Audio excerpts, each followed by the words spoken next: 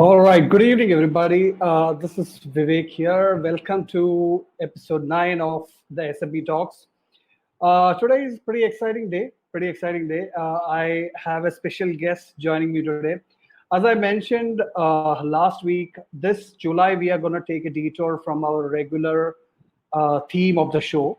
This month we are meeting some special people who have special expertise and lot of experience in certain areas which every company is struggling with these days.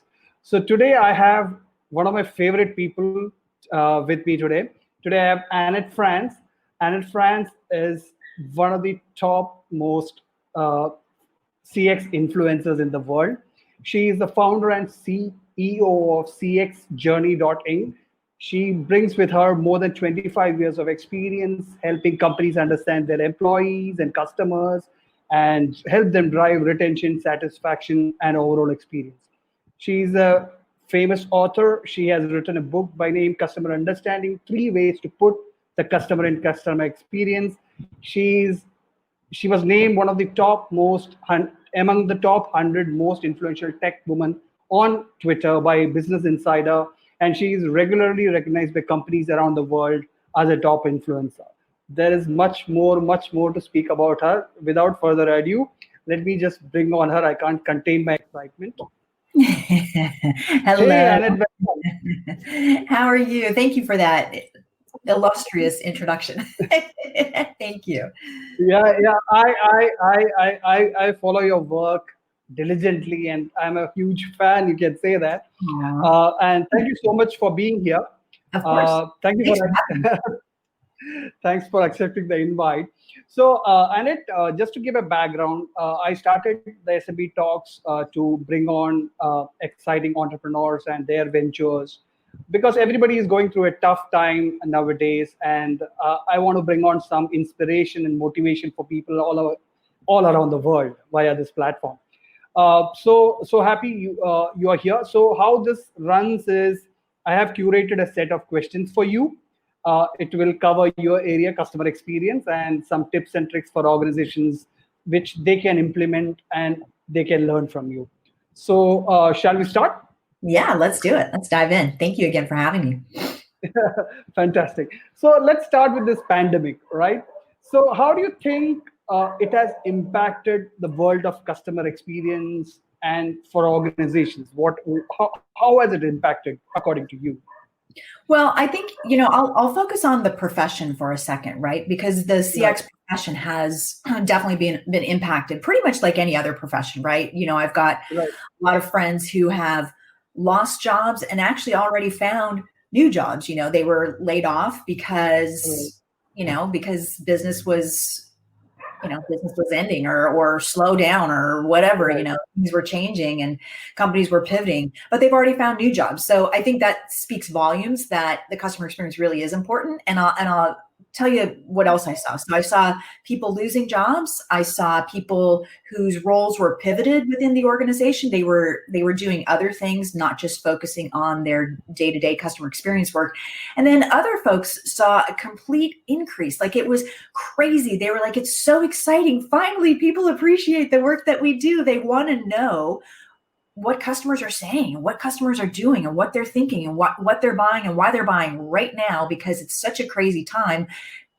The executives really want to understand what should we be doing and what should we be doing differently. So it's really run the whole gamut of that for the profession.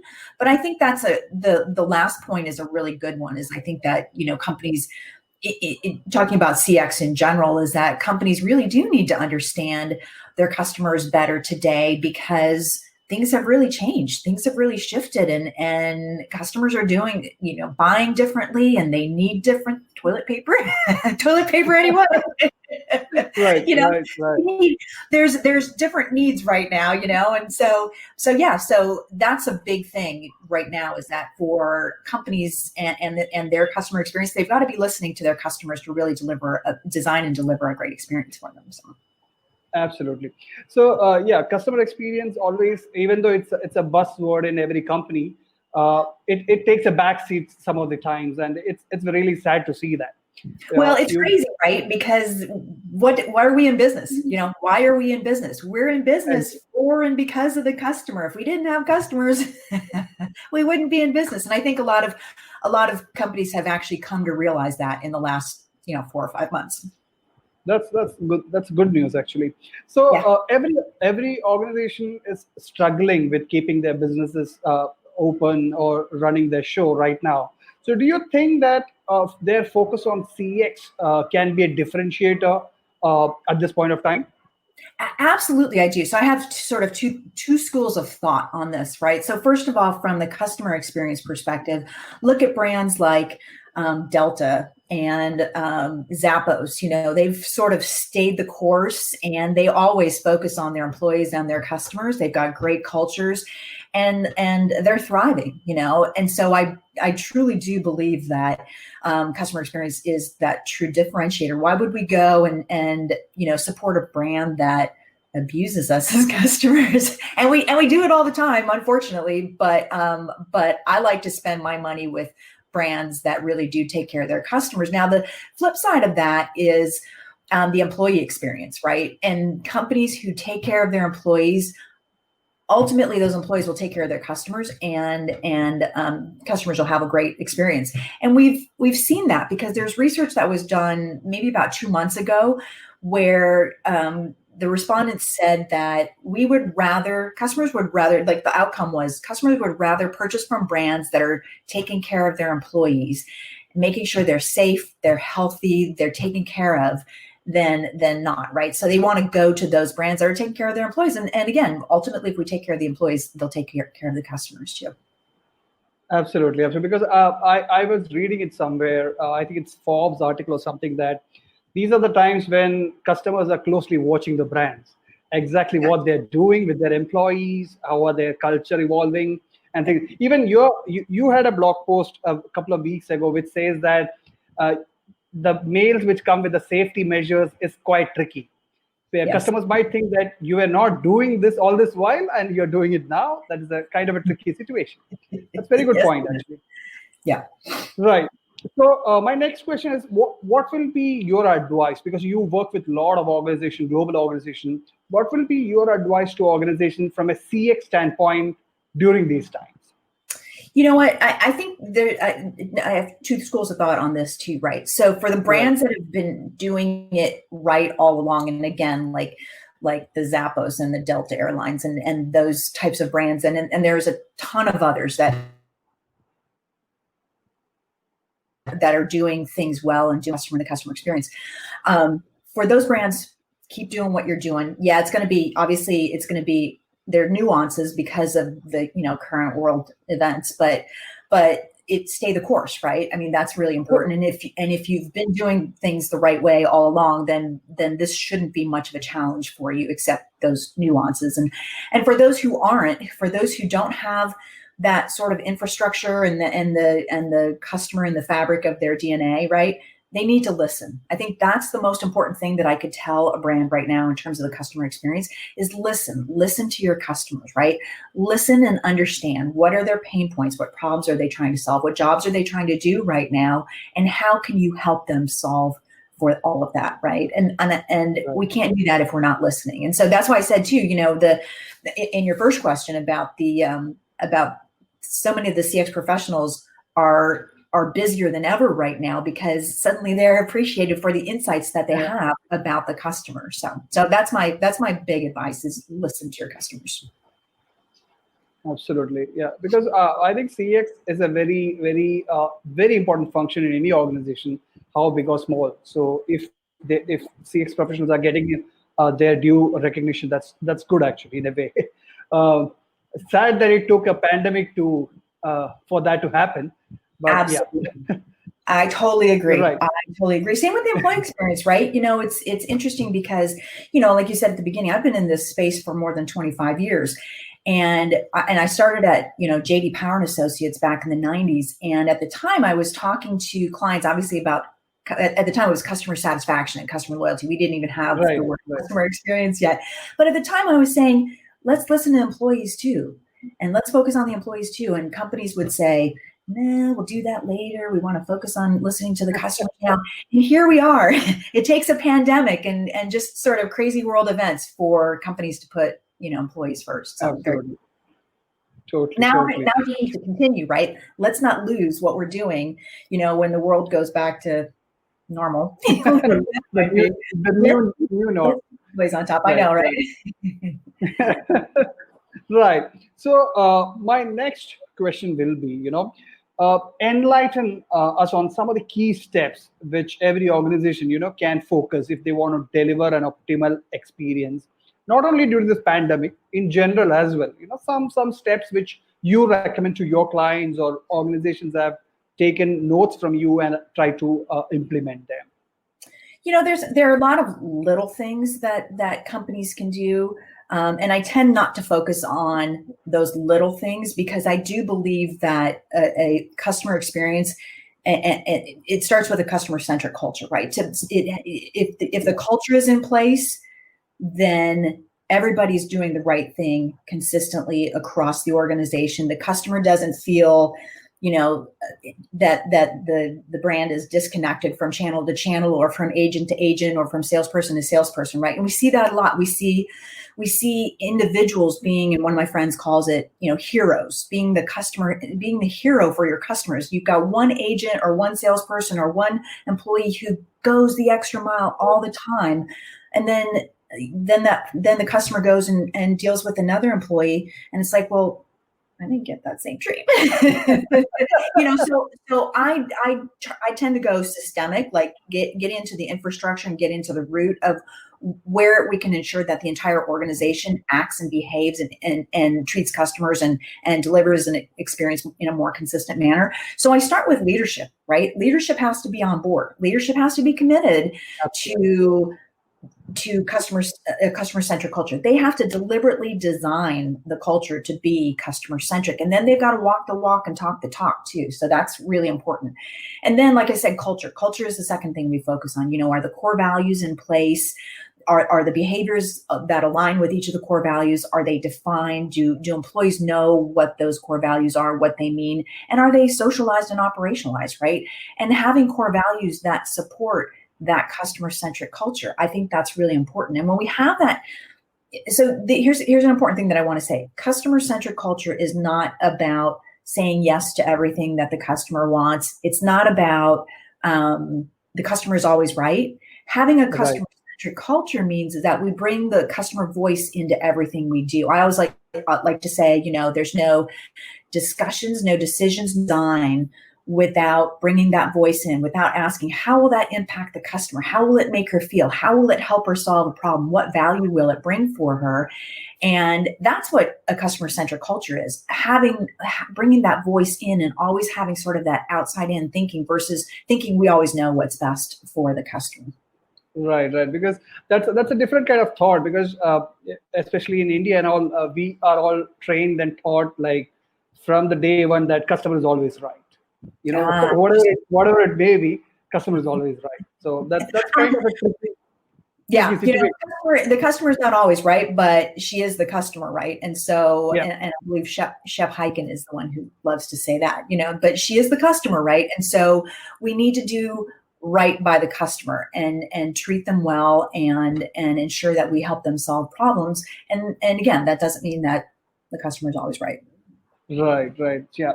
Also, another thing which you mentioned really caught my attention is leadership. That's what I believe makes the Amazon and the Zappos. They have the best two leaders leading from the front on CX standpoint.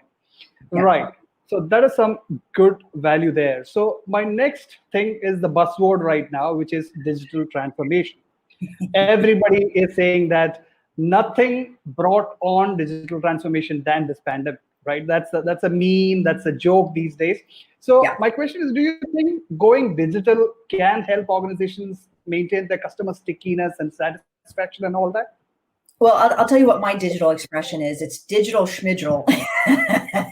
It's like, what happened to omnichannel? Oh, omnichannel's not sexy, right? So let's talk about digital experience and digital transformation. But yeah, I think ultimately what we need to know, to answer your question about the stickiness, right, is that brands have to be wherever customers want to be, right? If I prefer to interact and transact online, that's where the brand that I'm interacting with needs to be. If I prefer to transact and interact offline, then that's where they need to be. And they need to deliver a seamless experience across the channels. But I think ultimately that's what it is. And if we can listen to customers, understand their preferences, and be there, then that will definitely increase stickiness.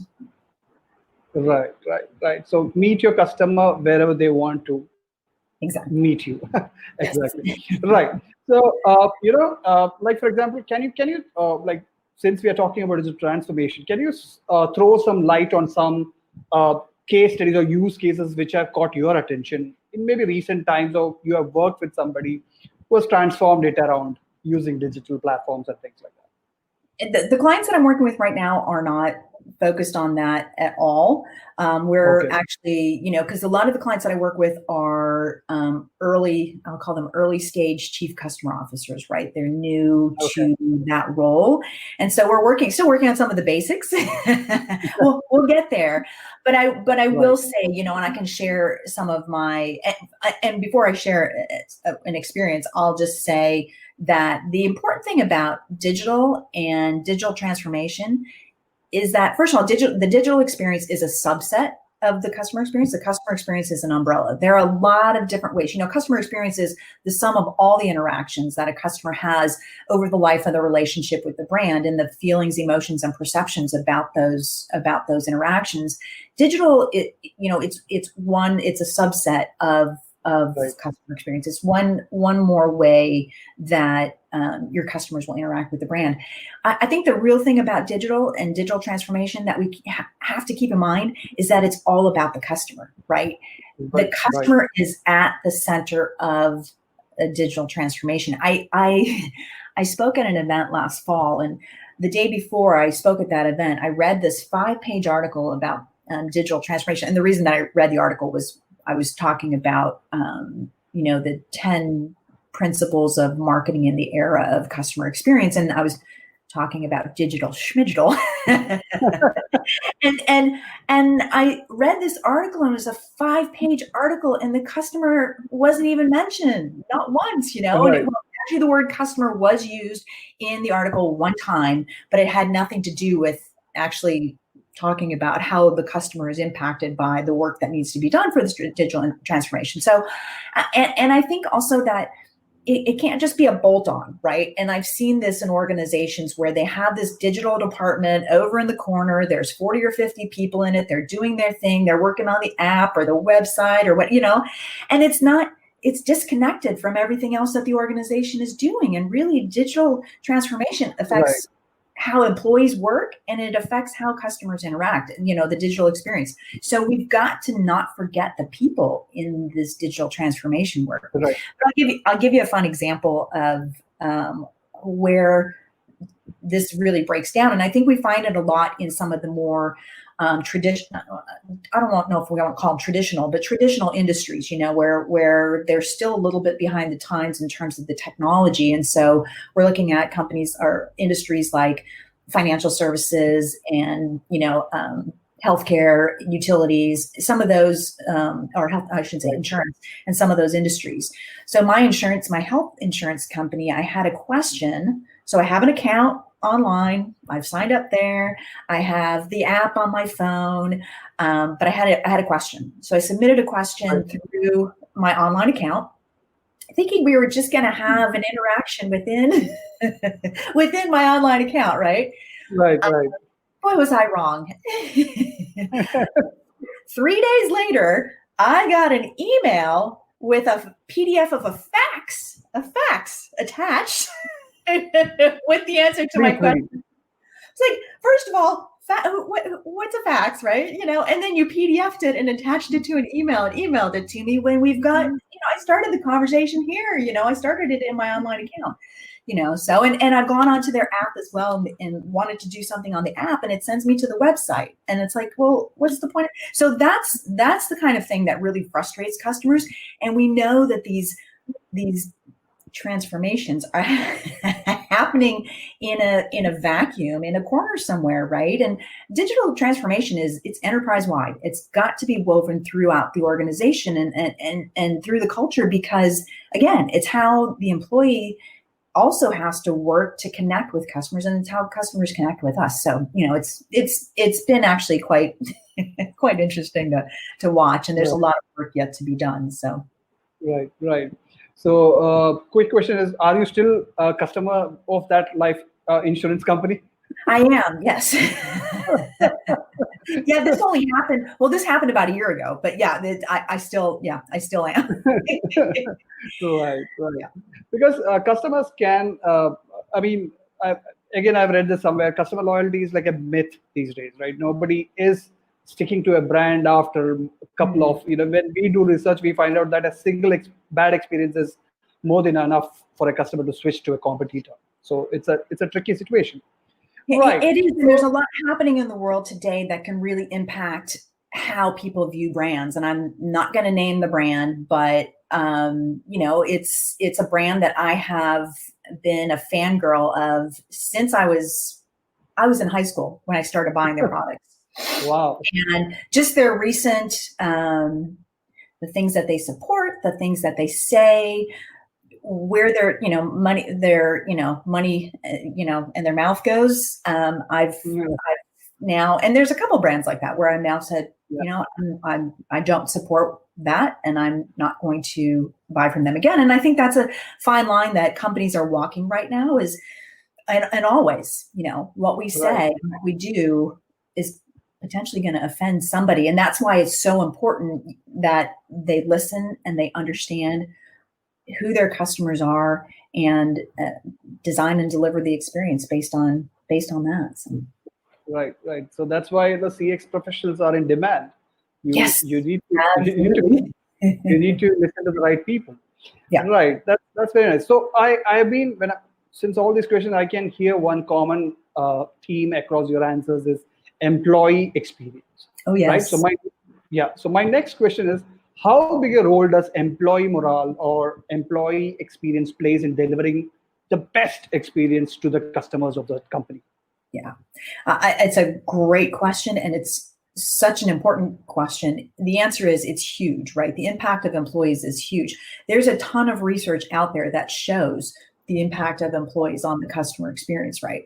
And, when I first start working with clients, one of the things that I do is I interview customers, sampling of customers. I interview their executives, and I interview employees. And it's so impactful for me when I hear employees say, I don't have the tools, the resources, the technology, the training, whatever it is. And these are their words: to deliver or to serve my customers the way that they want to be served. And that's such a powerful thing. And I hear that from employees, company to company to company, and it's amazing. So nobody goes to work every day saying, I'm going to do a crap job. I'm going to piss off my customers today. Nobody does that. We all want to do good work, right? We all want to do what's right. But if we aren't in an environment, if we're in a toxic culture, in a toxic environment, or if we don't have what we need to do our jobs and do them well, ultimately, the customer is going to pay for it. So. Yeah, absolutely. So I think employee engagement at least is getting spoken about a lot these days, and people are paying attention to it. So that's a good sign, at least. Yes. Right. So my next question will be to get some specific tips from you. It's like, how can organizations exactly keep their employees engaged during these times like pandemic and people are working remotely and things like that? How can they keep these workforce who are at least the front face of the company to the customer engaged? How can they keep them engaged? So a couple of things. So employee engagement, the big employee engagement is an outcome, right? There's so much that goes into employee engagement. It is not the same thing as employee experience. Yeah, if employees have a great experience, obviously that's going to help to lead to employee engagement. So we have to think about it that way, right? So employee engagement is sort of this, I call it this confluence of events, right? It's this confluence of employees having the passion, the purpose, the emotional connection, and all of that to the brand and to what they're doing. And then also the company's brand and, the purpose and like the two align, right? And they do the things that they need to do to ensure that the employees have a great experience, which then ultimately leads to engagement. So engagement is an outcome, but keeping employees engaged, right now in terms of not allowing them to feel disconnected because they're remote or they're, maybe furloughed, but will come back, those kinds of things. I think a lot of it has to do with, number one, really caring about your employees. If a leader really cares about his or her employees are going to feel that, right? And that's going to help to keep the employee connected. I think communication is huge. Communication is like number one. It's communicating in a way that's, authentic, empathetic, all of that. I'll give you a great example, and this is a little off topic. It's about more about the communication than keeping employees engaged. But I don't know if you saw Brian Chesky, who's the co-founder of Airbnb, his letter to employees. Amazing communication, right? It's open, it's authentic, it's living their core values. And it was just such a real message and such a real way to communicate with your people. And it was heartfelt, it was genuine. And so I think that's a great example of another way to keep employees engaged too, because if you aren't authentic and if you don't communicate openly, then they start to feel like we're hiding something. We're hiding something. Right. So is this where I want to be? Do I want to work for this company? So those are the kinds of things that tend to happen. So I think the other thing to keep them engaged too, especially when they're remote, is feedback, ongoing feedback, right? You're doing a great job. I know, and a two-way street, right? I think the employees have every right to also then say to their managers or supervisors or leaders, whoever, that, I'm not feeling it. Just not feeling it. What's going on here? I don't have what I need to do my job from home. Why haven't we gotten the tools and, all of that? So feedback, definitely two-way street to keep folks engaged there. I think autonomy is another thing. It's sort of like feedback, keep and communication, keep talking, but at the same time, autonomy. And I've seen some companies talking about how do we monitor our employees while they're working from home? And that's the worst thing you can do to keep somebody engaged, especially like in the earlier months of this pandemic and the earlier months when we were first locked down. People are still trying to figure it out. Parents with kids at home who are homeschooling and all of that, they're really still trying to figure it out. So to then layer on top of that, well, we're just going to monitor you and you got to check in with me every hour, that we put some software on your laptop so you can, it's just not the right thing to do. I mean, trust is a huge thing that needs to be earned and given during especially during challenging times like this. So. Absolutely. Yeah. So I'm hearing a lot of valuable insights there. I'm pretty sure the audience will also be listening to it carefully. Awesome. Right. So talking about communication, I recently, I just mentioned it earlier also, I read your blog post about the role of communication during these kind of uncertain times, right? So I would like to hear more about it because, it's a very tricky situation right now, tricky condition where organizations sometimes tend to over communicate or maybe under communicate and then create a confusion among employees. And it's even the people who are the leadership itself is confused about what's the road ahead, etc. So what kind of role does communication play exactly? And if there is anything to keep in mind before rolling out a plan of communication, I would love to hear on that. I always like to say that communication is the most overlooked part of the experience. Whether you're over communicating or you're under communicating, right? If you're over communicating, it's painful. It's painful. It doesn't feel authentic. It doesn't feel real. It just feels like I'm saying things because I need to say things, a lot of times. My bank did a good job of that over the last couple of months as I applied for a PPP loan. Over communicating every day, a message telling me it was the exact same message every day. They just resent it every day saying, we don't have any news. There's no progress. There's no, it's like, stop sending it to me. So that's useless, right? And then the flip side of it is the brands that don't say anything at all. And I think the other thing that we've seen is brands that we've never even heard of are suddenly showing up in our inboxes, right? Maybe somebody I did business with 20 years ago, or I've never done business with them, suddenly showing up in my inbox, and I'm like, this is not the time to no.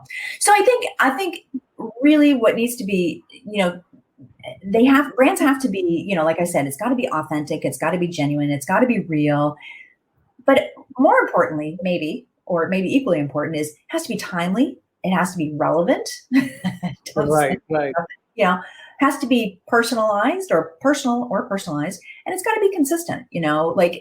Consistent takes on a lot of different meanings here too. It needs to be consistent in terms of branding and the tone and the messaging and everything, right? Because what I see a lot of times is different messages coming from different people that either overlap or just seem like they don't even work for the same company, right? And so I think that's really important. I think that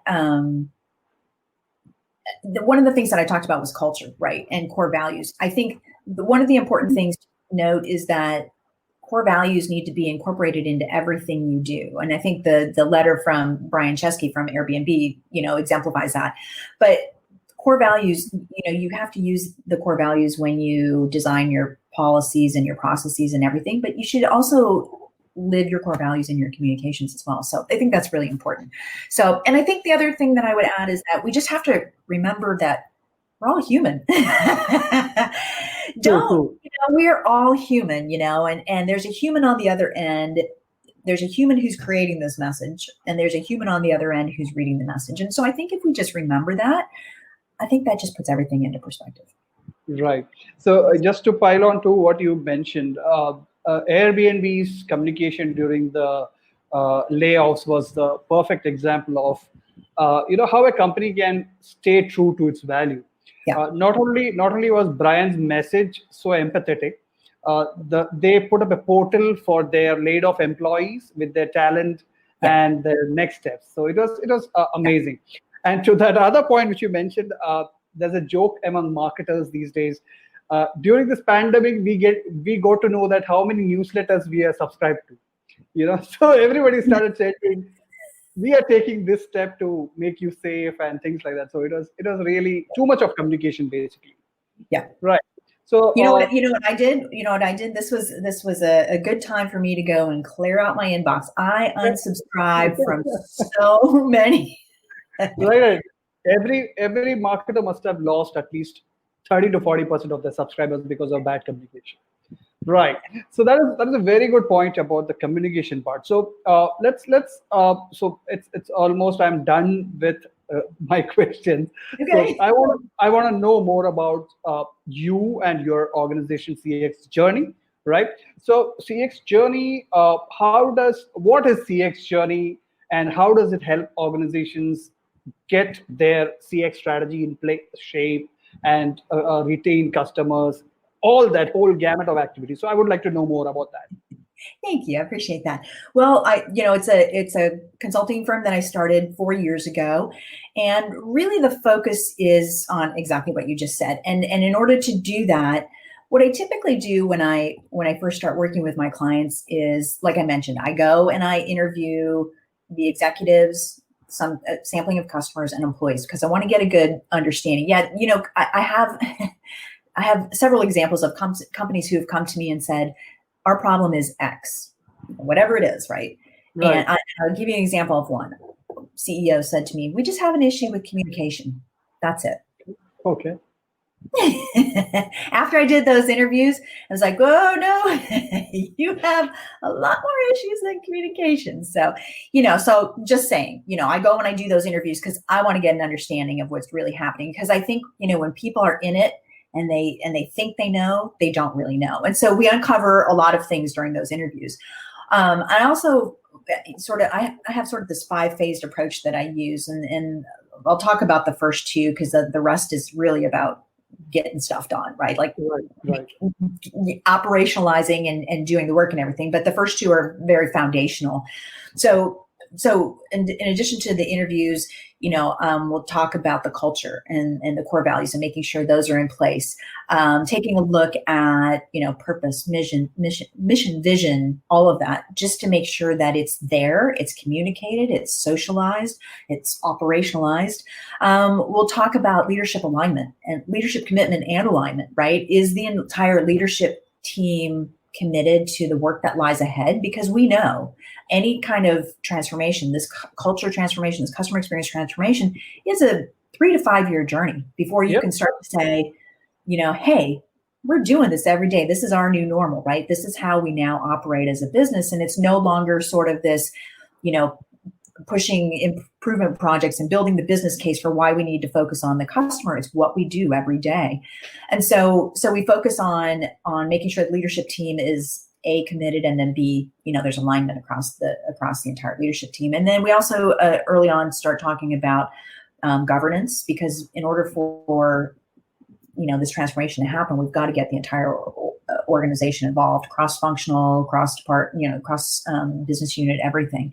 And then we also focus on we have some early conversations about what technology, what some technology needs might be in order to do the work that lies ahead. And the work that lies immediately ahead after that is really around, you mentioned my book, and you can see it behind there. It's really around understanding. The second phase of my framework is about understanding. How do we listen to our customers, developing personas so we really understand who our customers are, and then doing some journey mapping. And all of that is really about understanding the customer and understanding the experience that they have today, so that we can design a better experience for them tomorrow. So that's basically where we start. It's, just that, basically just that little bit of stuff, that might take 6 months to a year. And from there we build out, the roadmap and then ultimately the strategy for how we will design and deliver a better experience going forward. So. Right. So it looks like you're transforming the entire organization itself.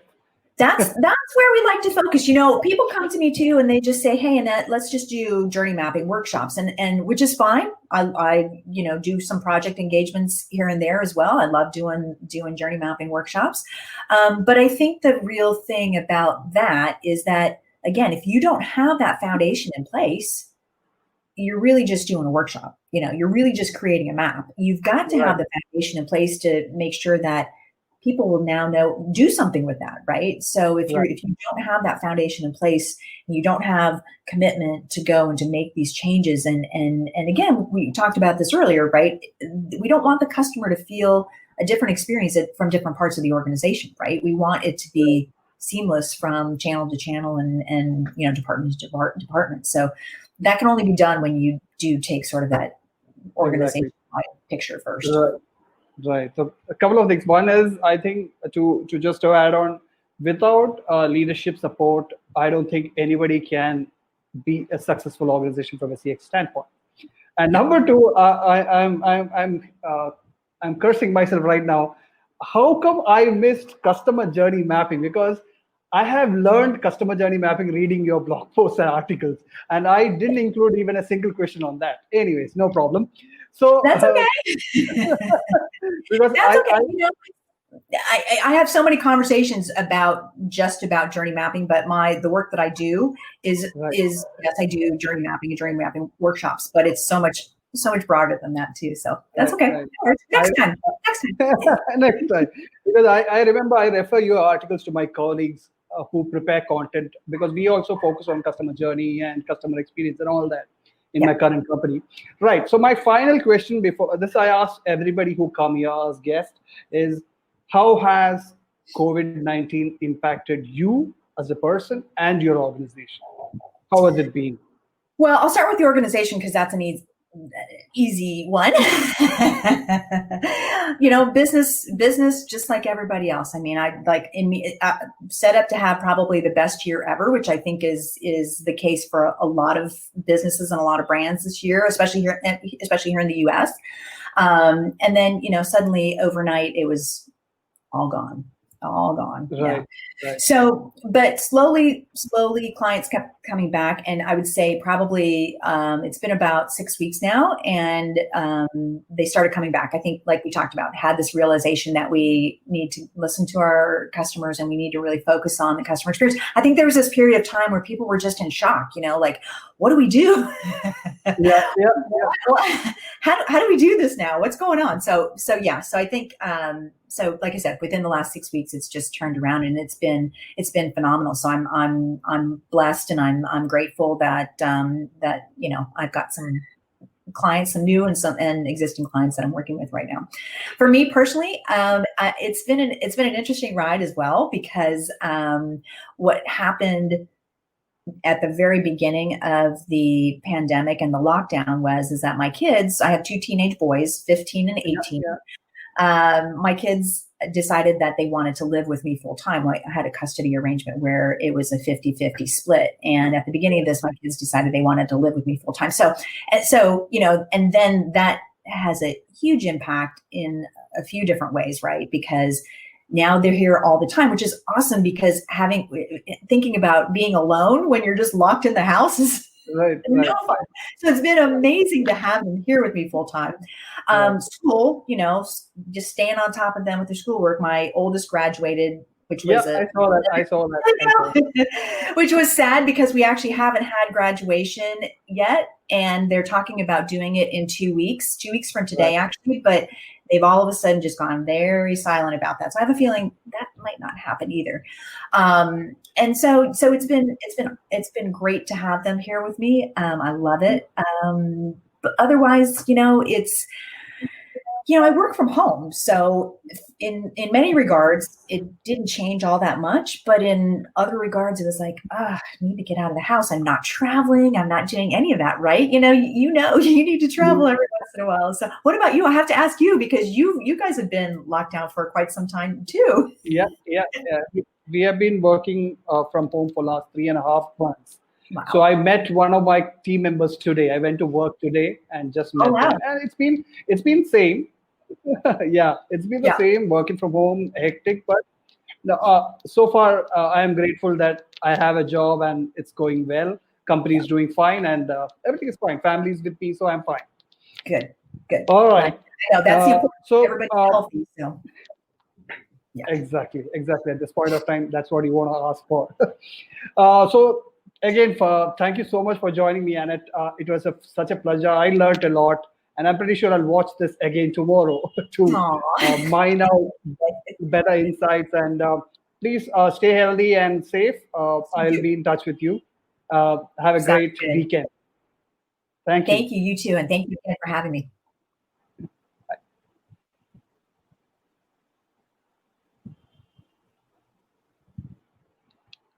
All right. So that was Annette Franz.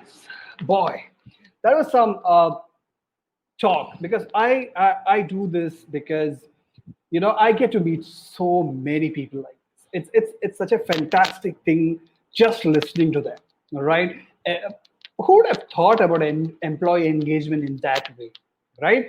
Who would have thought about leadership being part of CX in that way, right? Me and my team, we work a lot on CX. We help produce content about CX, but these kind of talks give you so much of wisdom, so much of insights, nuggets of wisdom. So I'm so grateful for this. I'm so grateful that I started this. So that was Annette Franz for you guys. Next week, I'm touching on a topic which is very close to my heart: social selling. So I have an expert from UK joining me. So I'll see you all next week. Till then, take care of yourself. Stay safe. God bless.